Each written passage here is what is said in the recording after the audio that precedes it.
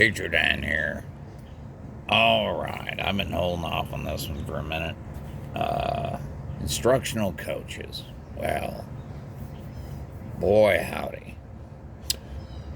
Now, as I've said before, and it is my firm opinion, and when I say firm, I mean I'm serious about this, I believe teaching to be a trade. I do not believe it's a profession. I believe it's a trade. You learn how to do it, you practice it, you get better at it, and it's like all kinds of trades. Trades are great, trades are important. There's nothing wrong with trades, but that's what teaching is. It's teachers and administrators talk about it like it's professional stuff, and it's not. It's a trade. It's something you learn how to do, you practice, you get better. That's it. It's trade work. So, instructional coaches. All right. So, many years ago, this became a thing where, somebody, in my opinion, badly decided that we needed certain teachers to become coaches for other teachers, right? To make them better teachers. And I just don't agree with that approach. And I haven't seen the results from it. In fact, most of the coaches I've dealt with in my life have not been very good. And most of them actually were never even good teachers to begin with. I've got one or two exceptions I'll go with, but for the most part, having teachers, they call them teachers on special assignment. They're still teachers. Technically, they're on the teacher salary scale and all that, but they're on special assignment because they're coaching. Now, coaching. Now let's get into that. Now I got a good friend of mine who is a coach. Right? He does coaching for at a university, right, for teams and stuff.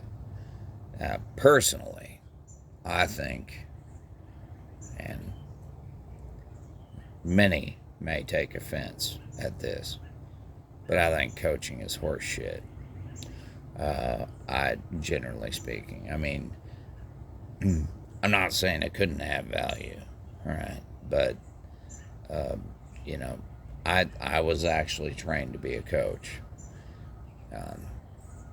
I had to go through 9 full days of trainings to do my coaching job, and I hated like every minute of it. I hated it. It was full of pseudoscience. It was full of nonsense. It was full of weird, interact this way, do this, do that. Touch people on the elbow when you want to develop rapport, mirroring, when you sit opposite somebody and mirror their body language and all that. There was neurolinguistic programming material built into it, which is complete bullshit. If you ever bump into neurolinguistic programming or NLP, just turn around and walk away. I mean, it's just bullshit. It's pseudoscientific, pseudopsychology bullshit. It's nothing to, when people say you can, and somebody's eye movement is to the upper left, it means this, or the upper right, it means that, or no, none of that has any basis in any kind of actual data research, psychology stuff. None whatsoever. So, coaches. All right. Here's my thought about coaches. Is that, I'm not opposed to the concept of having somebody coach you. That's not really what I'm getting at. However, right, uh, coaches are not content experts necessarily. It may depend on the subject you're teaching. Being a science teacher, I haven't had a coach who's a content expert. And so they cannot see or are oblivious to the underlying conceptual framework that a teacher is using unless they're content experts. You simply, you just can't, you know. So, my coach, much as I love her, I do, asks a lot of questions where I just kind of sit there and go, so how much explaining do you need here?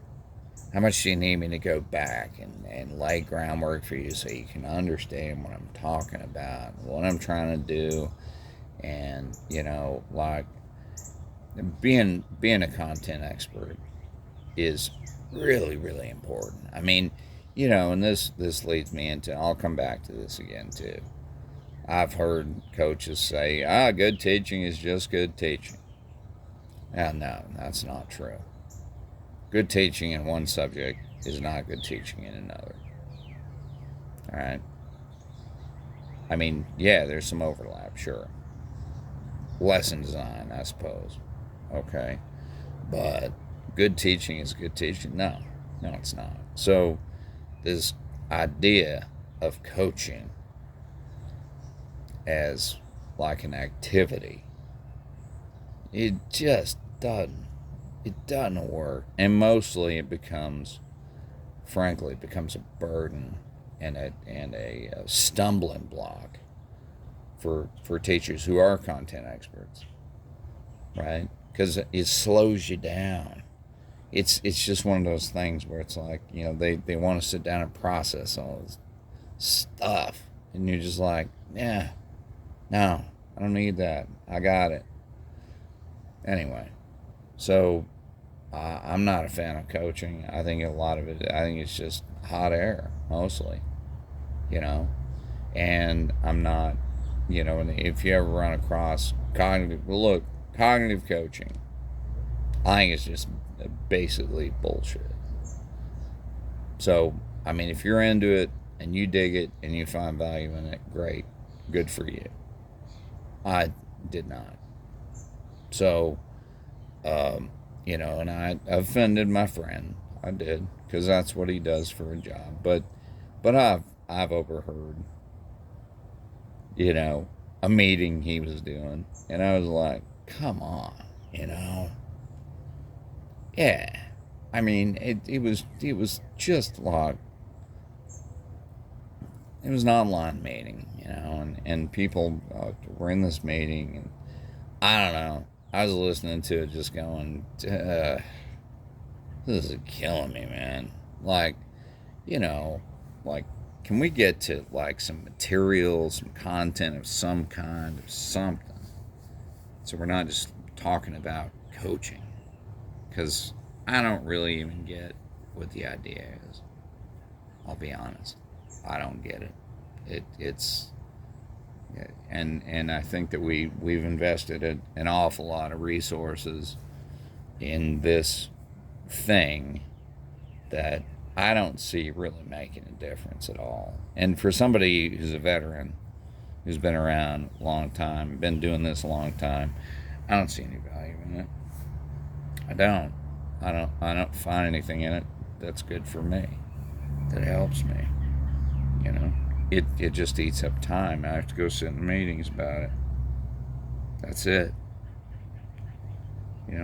Call me arrogant if you want. I don't care. Really.